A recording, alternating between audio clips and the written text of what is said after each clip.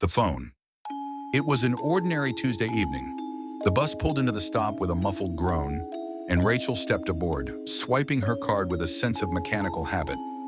The air had the scent of diesel and stale fast food, and the fluorescent lights buzzed a tune that Rachel had long ago learned to ignore. She found an empty seat near the back, a small patch of solace amidst the throng of tired faces and bulging backpacks.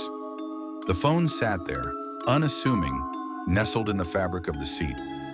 Rachel's eyes flitted over it, pausing briefly before returning to the text message she was crafting. It was a simple black device, no distinctive features to claim it, save for a small crack in the screen. The bus lurched forward, and Rachel felt the gentle sway of the vehicle's movement as it merged back into the flow of traffic. She sent the message with a sigh, slipping the phone into her pocket.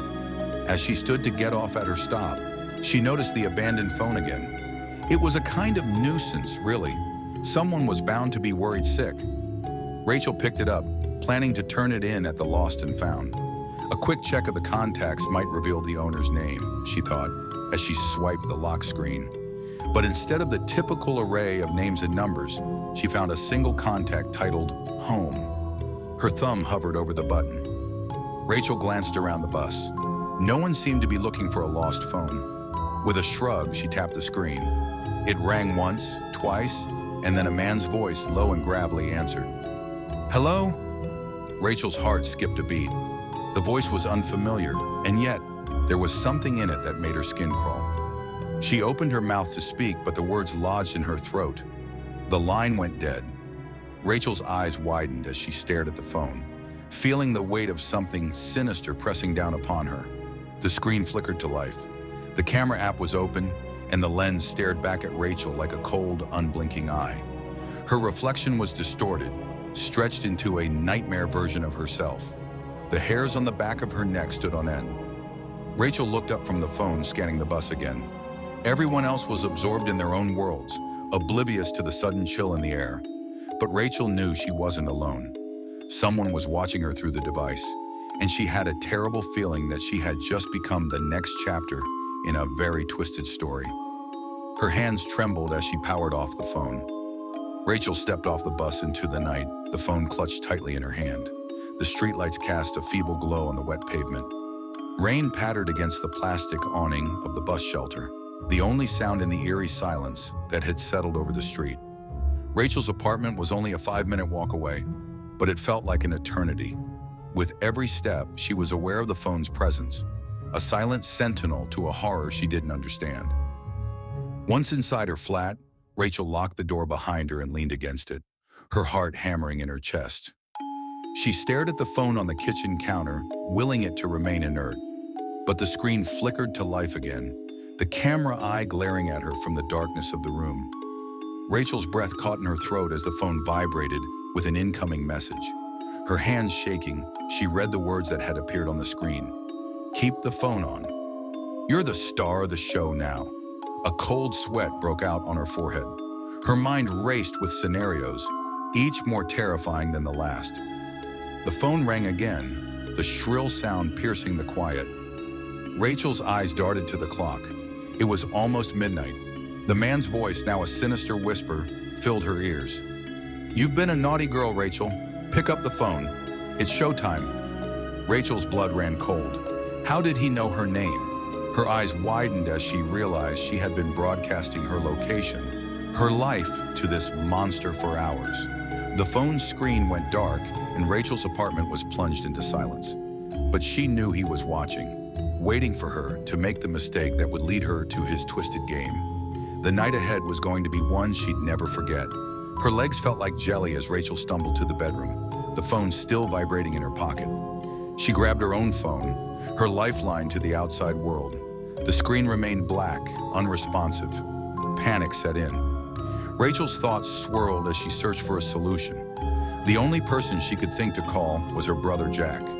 He lived across town, but he was ex-military. The toughest person she knew. Surely he'd know what to do. With trembling fingers, she dialed his number, praying he'd answer. Jack picked up on the second ring, his voice thick with sleep. Rachel's words tumbled out in a frenzy. Jack picked up on the second ring, his voice thick with sleep. Rachel's words tumbled out in a frantic rush, detailing the phone, the voice, the feeling of being watched. She heard him sit up, the rustling of bed sheets in the background. "Stay put, Rach. Don't touch the phone again. I'm on my way." His words were firm, reassuring, but the edge of fear in his voice was unmistakable. Rachel nodded, even though he couldn't see her. She didn't know if she could keep the promise. The phone began to vibrate again, a silent, demanding pulse that seemed to grow louder with every second. Her eyes darted around the room, searching for escape routes, weapons, anything that could protect her. The window was locked, the fire escape a dizzying drop below. Rachel's heart was a drum in her chest, her breath coming in shallow gasps. The vibrations grew more insistent, the phone demanding her attention like a crying child. With a trembling hand, Rachel reached into her pocket and pulled out the black device.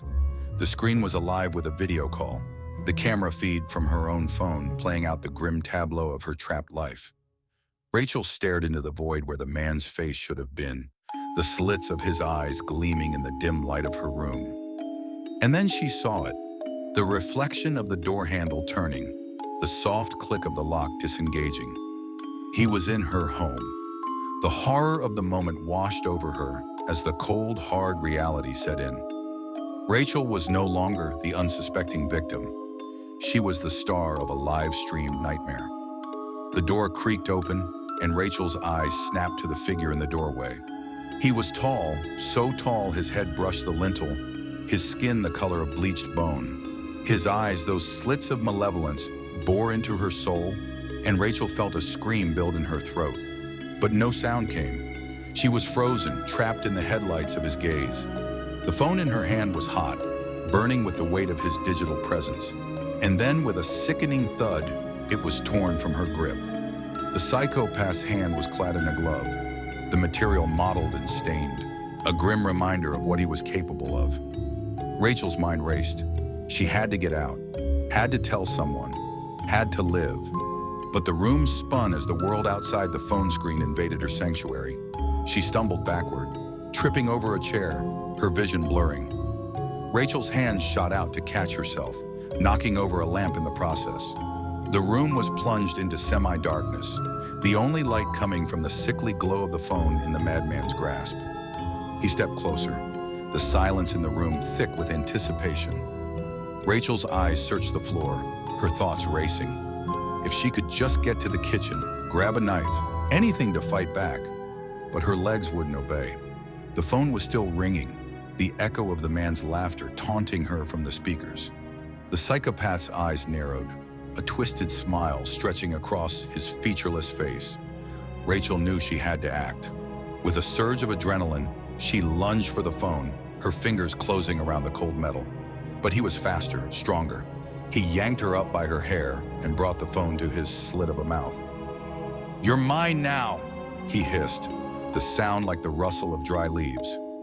Rachel felt the sharp sting of pain as the phone was torn from her grip again, the screen lighting up with a new message. "Welcome to the show." The words sent a chill down her spine. The game had just begun, and she had no idea what twisted plot he had written for her. Rachel's eyes searched the room desperately, finding the knife block on the kitchen counter, just out of reach. The battle for her life was about to be broadcast to the world. The psychopath's movements were fluid, eerie, as he approached her with the phone in hand, recording every terrified breath she took.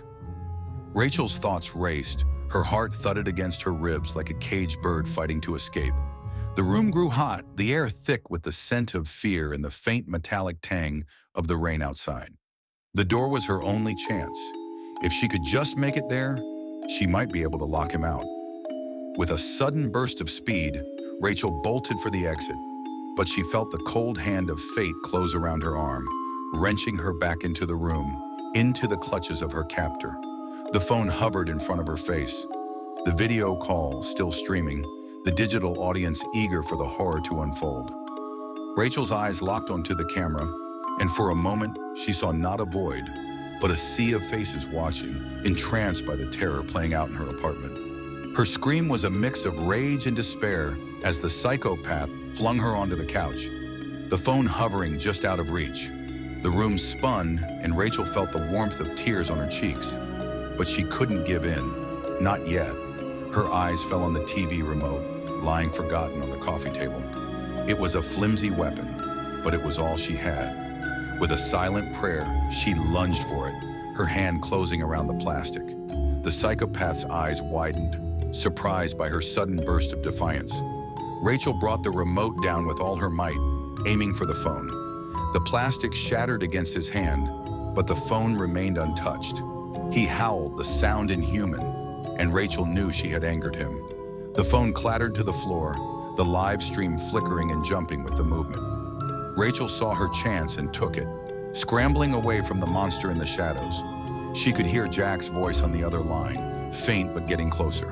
The psychopath loomed over her, his breath hot and sour, the phone now forgotten in his quest to claim her. Rachel's hand closed around the shard of plastic from the remote, the edges sharp and jagged. As he reached for her, she brought it up and dug it into the soft flesh of his hand, feeling the wet warmth of his blood spurt over her fingers. He roared in pain, and Rachel took off, her legs pumping, her heart a wild beast in her chest. The door was just feet away, the promise of escape beckoning, but she knew he'd be right behind her, his long shadow stretching across the room, reaching for her, eager to pull her back into his twisted reality. Jack's boots thundered up the stairs as Rachel slammed the door shut, the lock giving way with a metallic clang. The psychopath's fist pounded against the wood, the impacts resonating through the apartment like the drums of doom. Rachel's breath came in ragged sobs as she leaned against the barricade she'd created, her eyes searching for a way out. The windows. She had to get to the windows. The sound of shattering glass pierced the night as Jack kicked the front door in, the splinters flying like confetti in the sudden gust of wind. Rachel's eyes met his, and she knew she had to act fast. The kitchen was a blur as Rachel dashed through it, the knife block her destination. Her hand found the cool steel of a carving knife, and she yanked it free, the sound of the blade slicing through the air echoing through the flat. The psychopath was on the move again, the thump of his heavy boots growing closer. Rachel's heart was a drum, her breathing a symphony of fear. She turned, the knife held in a trembling grip. The psychopath stumbled into the room, his hand a fountain of blood. His eyes locked onto Rachel, and she knew she had to be the one to end this. Jack burst into the room, his eyes wild, searching for Rachel. Rachel's arm swung up, the knife glinting in the moonlight. "Get back!" she screamed, the desperation in her voice raw and primal. The psychopath staggered closer, and Rachel's vision tunneled to the gaping maw of his mouth, the slits of his eyes and the phone in his hand, still broadcasting to the eager watchers. She could see their faces now, a twisted audience craving the spectacle of her pain. The phone hit the floor again, the screen cracking, the video feed going haywire. Rachel took a deep breath and lunged, the knife slicing through the air like a silver comet. The psychopath's eyes widened, the realization of his fate dawning too late. The blade found its mark, plunging deep into the flesh of his throat. Rachel watched in horror and relief as the light drained from his eyes, his grip on the phone going slack. The line went dead, the screen going black. The room was silent except for the sound of Rachel's ragged breathing and the distant wail of sirens. Jack was by her side in an instant, his arms wrapping around her, pulling her into the safety of his embrace. Rachel's knees gave out, the adrenaline leaving her as quickly as it had come. They were safe for now, but she knew the nightmare wasn't over. The digital spectators were out there, waiting for the next unsuspecting victim to become their entertainment. Rachel shuddered, the weight of the world pressing down on her shoulders. She had survived the horror of the slit-eyed stalker, but the scars of that night would never truly heal. The battle had only just begun, a war against the faceless monsters that lurked in the shadows of the internet, waiting to make their next move.